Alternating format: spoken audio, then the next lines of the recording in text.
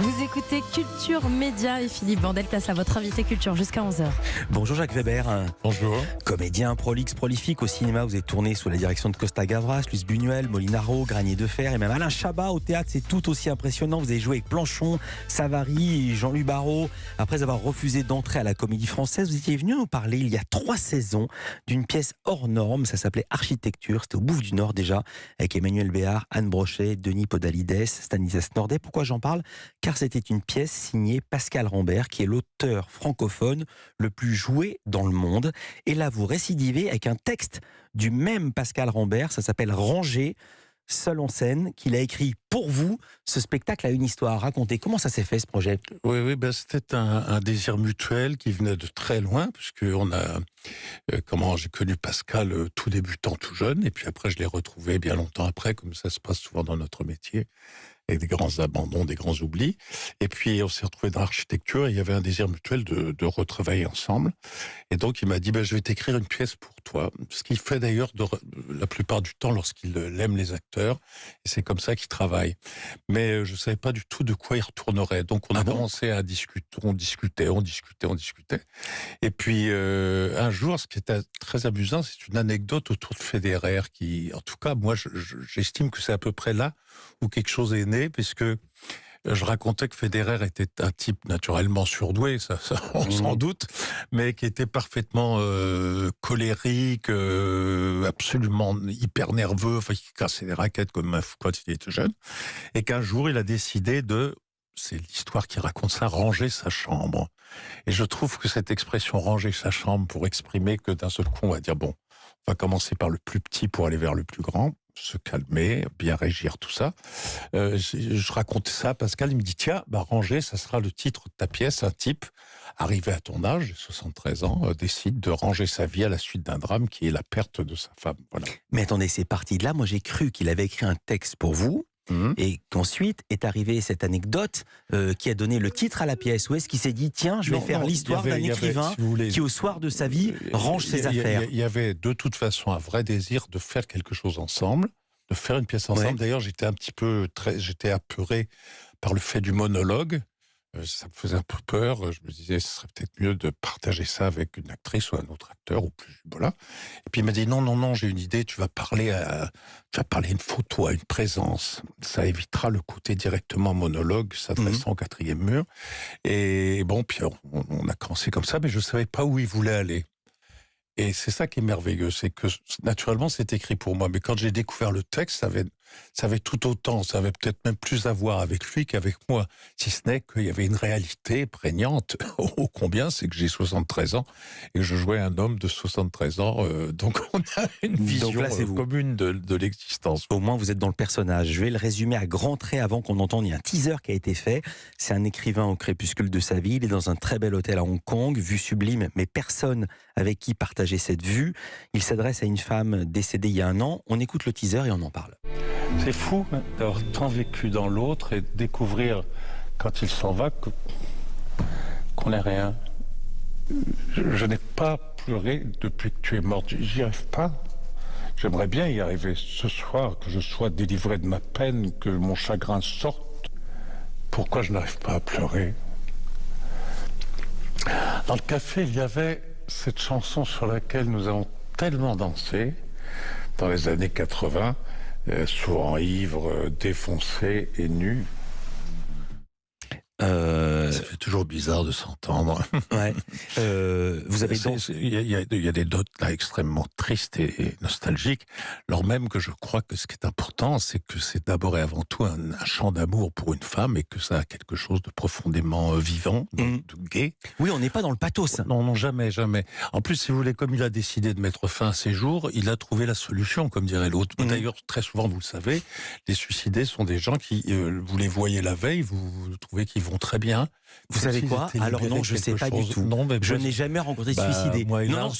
C'est très intéressant ce que vous dites. Et je les ai rencontrés la veille et tout allait bien, parce que comme s'ils avaient trouvé la solution qui était inéluctable, qui était, voilà, ils ont précédé l'appel, quoi. Retirer le poids qui est Ouais, au-dessus de c'est leur très, tête très et de leurs curieux, ça. épaules. Ouais. Oui, parce que je dis, vous avez 73 ans, vous vous adressez à une morte, mais on n'est pas dans la tristesse, on n'est pas Ah non, dans le surtout pas, ressentiment. surtout pas. Vous racontez avoir dansé défoncé et nu. Et je Euh, danse pas nu, mais, ouais. mais je danse sur les Stranglers. Ouais. Vous avez aimé boire, vous avez aimé vous droguer ensemble. On en parle juste après ça. On marque une courte pause. Jacques Weber, évidemment, c'est pas vous, c'est le personnage. Évidemment, c'est ça qui est intéressant dans les pièces de Boire, théâtre. ça peut être moi, Ça peut être moi. vous. Culture Média continue, à tout de suite. Jusqu'à 11h, Culture Média avec Philippe Vandel et votre invité Philippe, le grand comédien Jacques Weber à l'affiche de la pièce Rangée.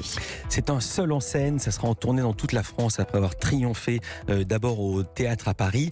Vous adressez à une femme, vous regardez une photographie et vous lui dites « Nous avons adoré boire ensemble, nous avons adoré nous droguer ensemble, mais à chaque verre de whisky, à chaque ligne d'héroïne, j'ai toujours senti la revanche en toi. » Quelle revanche ? D'après ce qu'il dit après, Ouais. c'est qu'elle a eu tout simplement une enfance extraordinairement difficile, où visiblement elle a été battue par un de ses proches, peut-être son père, ou peut-être, voilà. Donc, et de toute façon, je pense qu'il y a toujours, quitte nous soyons, une revanche, entre guillemets, entre grosses ou petites guillemets, sur ce qu'a été l'enfance, sur ce qu'a été notre enfance. Il y a toujours des douleurs inexplicables ou inexpliquées sur l'enfance.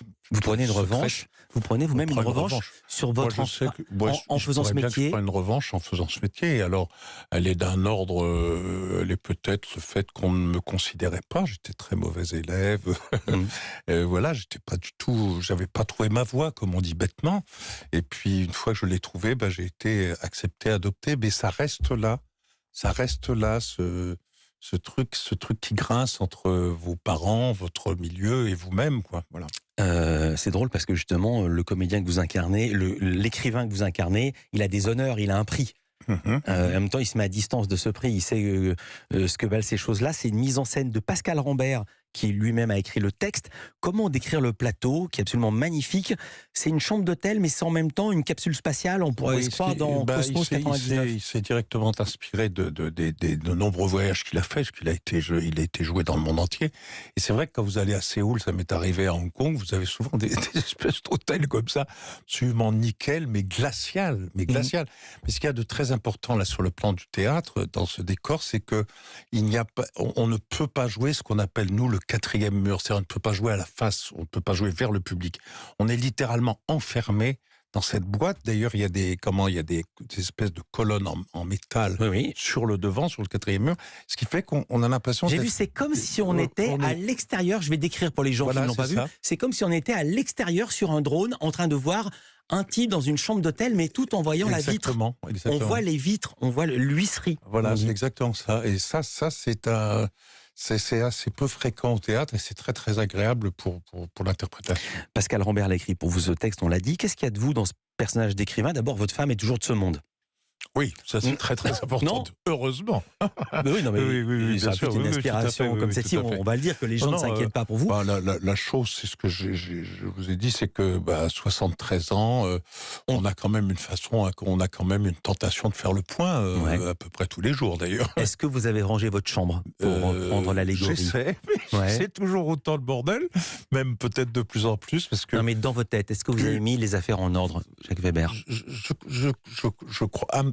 Sur le plan du jeu, je pense que je joue mieux que lorsque j'étais plus jeune. C'est marrant, j'ai entendu l'immense Jean-Louis Trintignant dire la même chose. Dire je n'étais pas très bien étant jeune, et puis ça s'est amélioré avec le temps, ça m'a beaucoup touché. Et je pense, oui, dans ce sens-là, j'ai rangé un petit peu le fait d'interpréter. Il y a quelque chose qui s'est assagi, qui va mieux. Il y a une sorte de sérénité, de calme sur scène que je n'avais pas avant. Mais ça, c'est comme les gens qui font du cheval. C'est les heures de selle qui comptent. Moi, c'est les heures de scène qui comptent. Voilà. Mais sinon, sinon, je reste dans un bordel absolument formidable que je revendique. D'ailleurs, c'est très très bien. C'était ma question. Il y a un moment très fort quand vous expliquez que vous êtes devenu invisible aux yeux des jeunes et jolies femmes.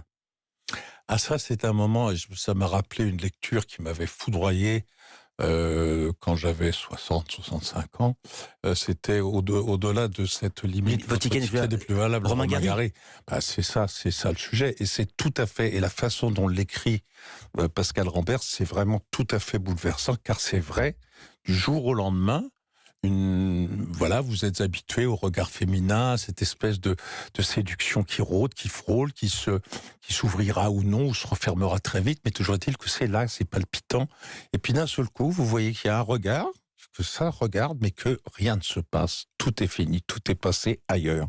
Et ça, c'est quelque chose de qui au début est très difficile à accepter. Ça marque le troisième temps de l'existence, quoi. Et c'est pour les femmes, puisque je regarde Madame, pour les femmes, c'est presque encore plus terrible parce que, hélas, pour plein de raisons conjoncturelles, culturelles, sociales, etc., ça se passe plus tôt. Et c'est assez redoutable. C'est absolument, comment on dit, injuste. Voilà. Il y a une blague absolument horrible, plutôt un mot d'esprit, qui est pas un mot de l'esprit, qu'on dit sur le cinéma français. Vous connaissez? Que deviennent les actrices françaises après 50 ans? Quel tour de magie font les actrices françaises après 50 ans? Je sais pas. Elles disparaissent. Oh là, mais c'est horrible. Et c'est ce qui se raconte dans le milieu du cinéma. Et c'est exactement l'illustration de ce que vous dites, Jacques Weber. C'est écrit comme ceci par Rambert, un gouffre infranchissable qui s'appelle l'âge. Et j'étais devenu une chose invisible, un corps âgé sur lequel on pouvait au mieux porter un regard attendri, comme on le fait aux enfants. Ben voilà, exactement. Il dit aussi, je quitte un monde pire que celui dans lequel je suis né. Vous pensez la même chose ? Ah oui, totalement. Quoi qu'on était moins informé sur le monde dans lequel on était lorsque j'étais plus jeune, là, il y a une surinformation, mais qui participe au grand désordre, au grand bordel. Comment voulez-vous être rangé dans un monde qui l'est de moins en moins, qui est même oui, c'est catastrophique. On est dans quelque chose d'absolument gravissime, quoi. On va rester sur cette belle note d'espoir. Oui. Culture Média continue, Anissa. Jacques Weber, vous allez partir en tournée avec ce seul en scène rangé, mais vous avez joué aux Bouffes du Nord. Les Bouffes du Nord, c'est pas très loin de Pigalle. Et justement, Pigalle, il en sera question dans le premier indispensable de Stéphanie Loire avec un hommage musical. À tout de suite sur Europe 1.